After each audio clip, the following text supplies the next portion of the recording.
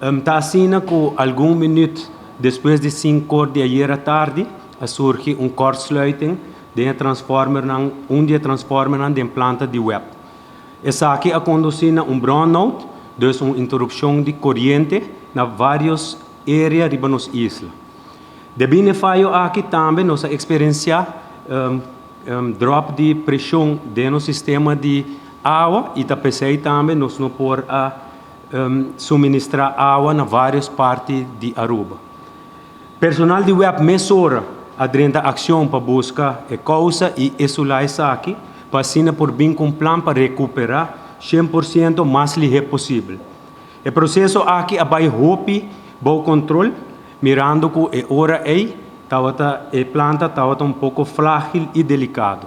Nós mestre visa para onde 7h29, depois de 2 horas e meia ongeveer, nós logra reestabelecer suministro de corrente para 100% para o mar e, consequentemente, para internos islas de Aruba. Depois que nós descobrimos o fallo, nós calculamos que dura mais ou menos 2 para 3 horas para recuperar 100% de suministro completo para a isla de Aruba.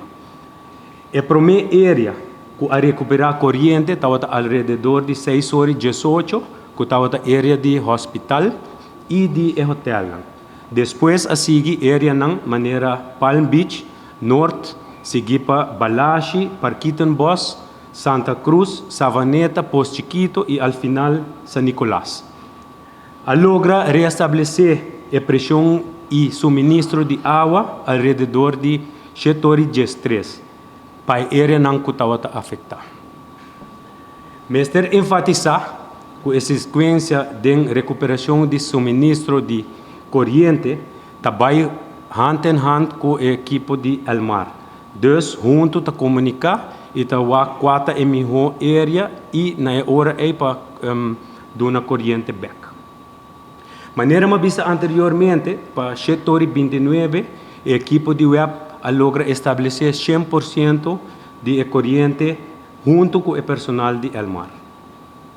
Durante o período de interrupção, nós decidimos de posponer a celebração e tiramento de pagara qual tinha planeado a hora para o empregado de web Aruba NV.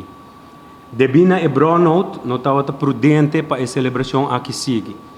A pedir compreensão de empregado e a enfocar 100% para seguir com a recuperação de suministro de corrente e de água. Nós agradecemos aos empregados para a compreensão aqui. De parte de gerência e empregado de web Aruba, dia mais, me quero oferecer desculpa para a inconveniência causada durante a brownout aqui. Nós estamos conscientes que a interrupção de corrente e of água não está agradável nem conveniente. Também nós queremos estender nas palavras de gratitude na todo o departamento de web que ajuda com o suministro por o mais ligeiro possível.